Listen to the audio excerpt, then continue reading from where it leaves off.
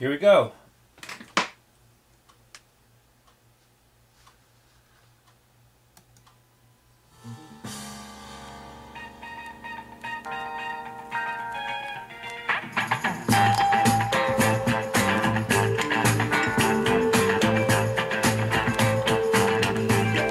One of my favorite groups of the 70s, Earth, Wind, and Fire!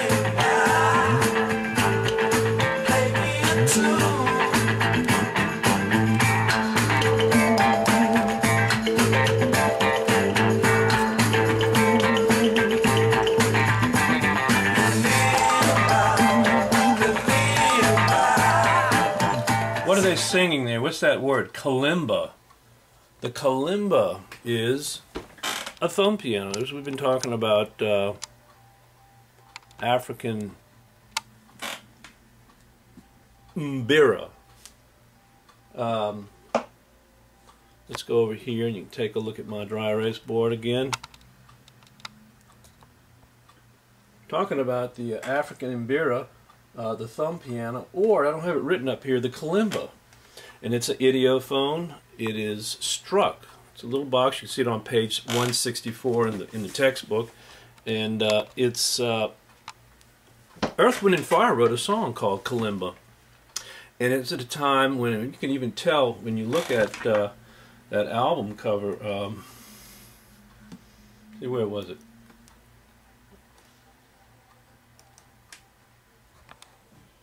They may even be in Africa, the mountains.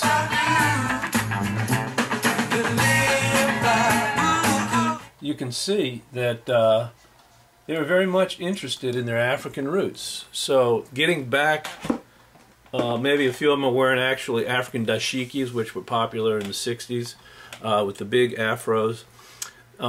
Getting back to their African roots. And so this is African Americans exploring their heritage. And the kalimba, the example we have is more African traditional music.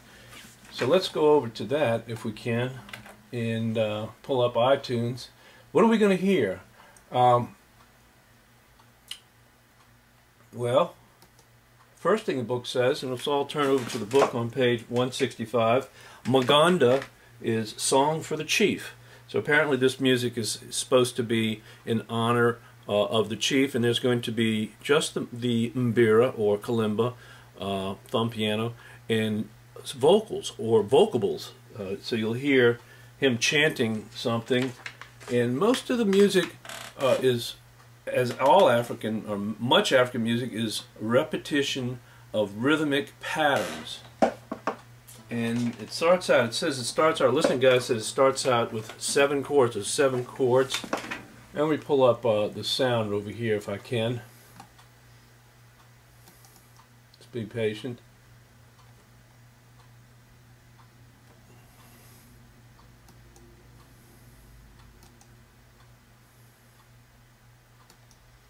Here we go, Maganda.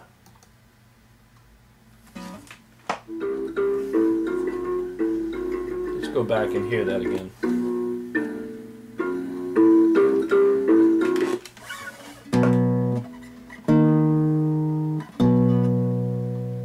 Those are the first 3. 1, 2, 3.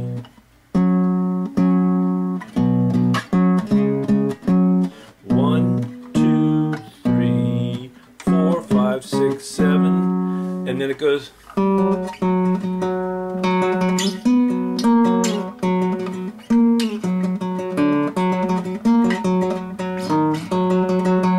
Kind of repeating.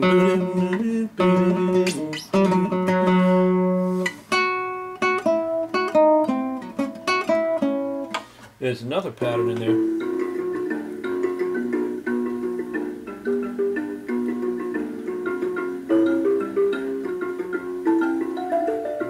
Ah, there's the high melody.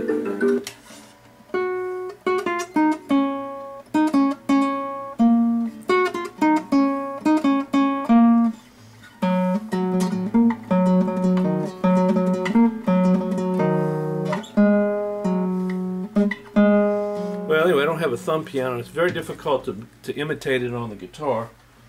but if you listen for those patterns, you'll be able to identify them. Let's listen some more. A descending pattern, ba-dum-bum-bum, ba-dum-bum-bum, but very distinctive. If you look over here, that we've listed some things. Again, I mentioned repetition, variation, and contrast. There's going to be a repetition of these patterns, and then the variation comes when you hear the patterns broken up or certain parts of the melodies used, fragmented, and repeated, and then contrasted. And the sound of the mbira is a little bit on the buzzy side. You can hear a little bit of that added buzz to the tone that they appreciate. And it's not smooth or connected necessarily. The tones are attacked. Just like that Earth, Wind, and Fire when you heard the kalimba. The kalimba and the Earth, Wind, and Fire was much smoother, much, I don't want to say better because it's not better, but much more refined and polished, production. It was recorded better, for one thing. So some of these pieces are recorded in a rather outdoor, unsophisticated environment.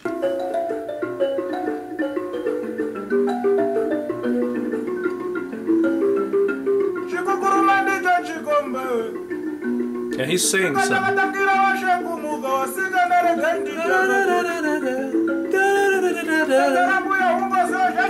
Very rhythmic. Now vocals.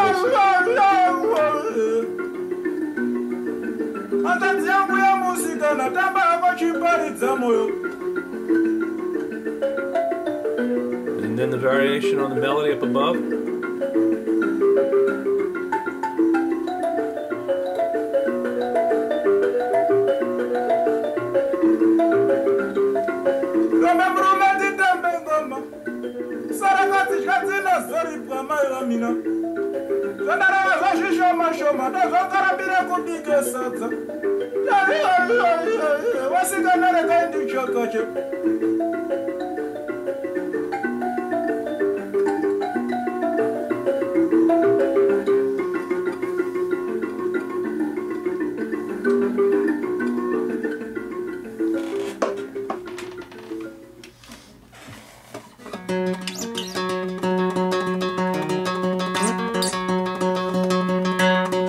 What's the thing you notice most about that music?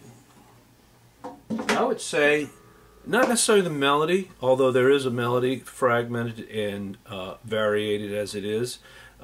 There's a repetition, a vitality, a rhythm, a continuity that keeps the music moving.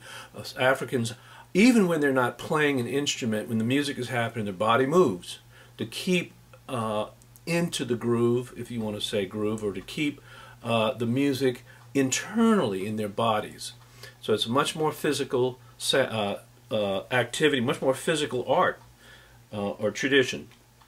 So we want to move over from Maganda to the next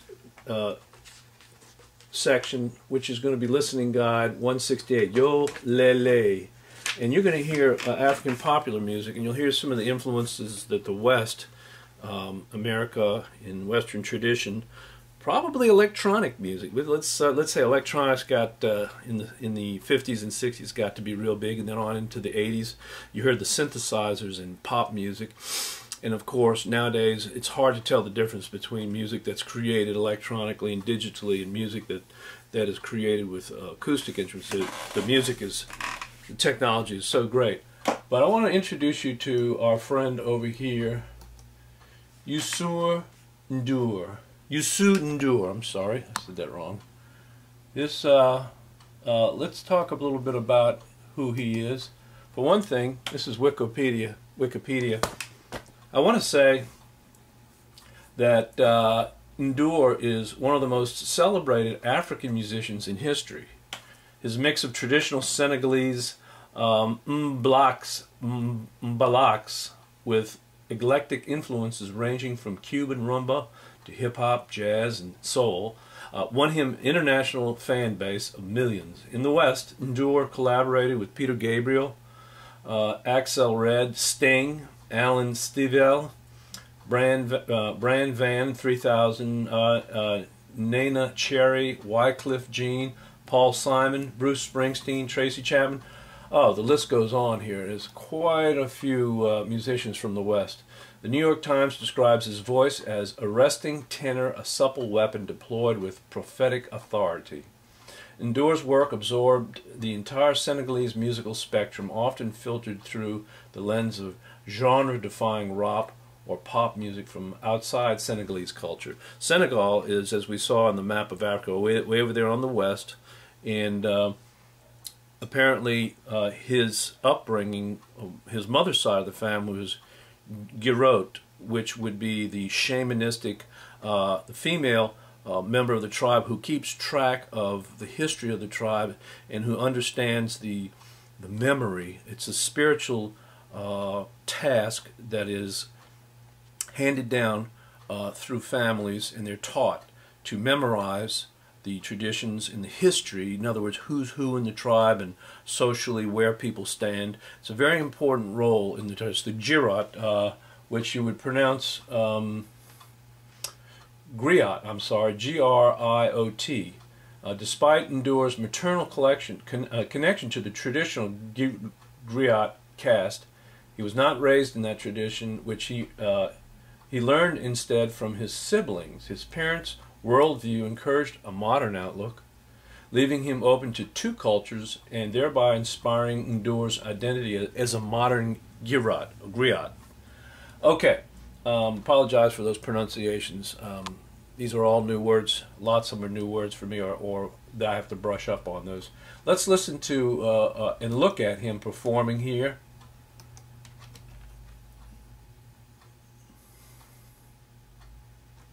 See if we can buffer this up. Hopefully we won't have any trouble with this this buffer this time. I thought for sure I loaded all this up already, so we wouldn't have this problem.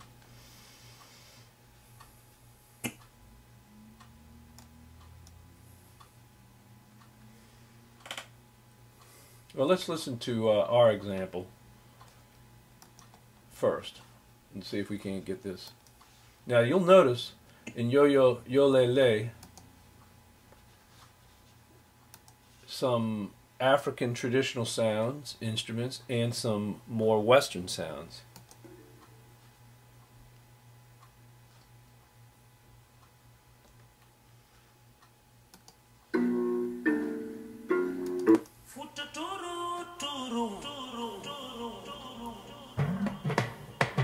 There's the African drums.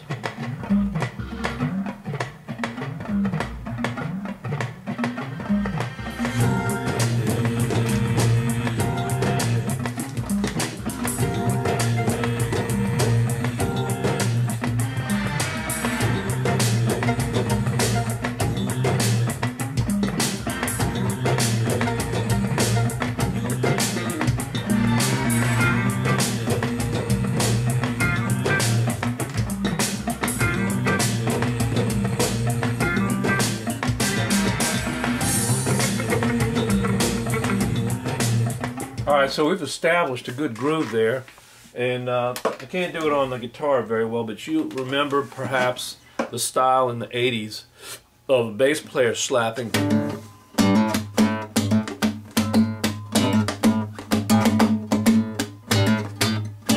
Slapping the bass strings when the Brothers Johnson, Get the Funk Out of My Face, and there were other styles, other bands that slapped Come along and take a ride on a fantastic voyage, and the sound of the 80s Brick House and those guys, the bass would be playing that style, and you'll hear it in this as well. You'll hear the synthesizer, do-do-do-do-do, that ascending line. Let's listen some more.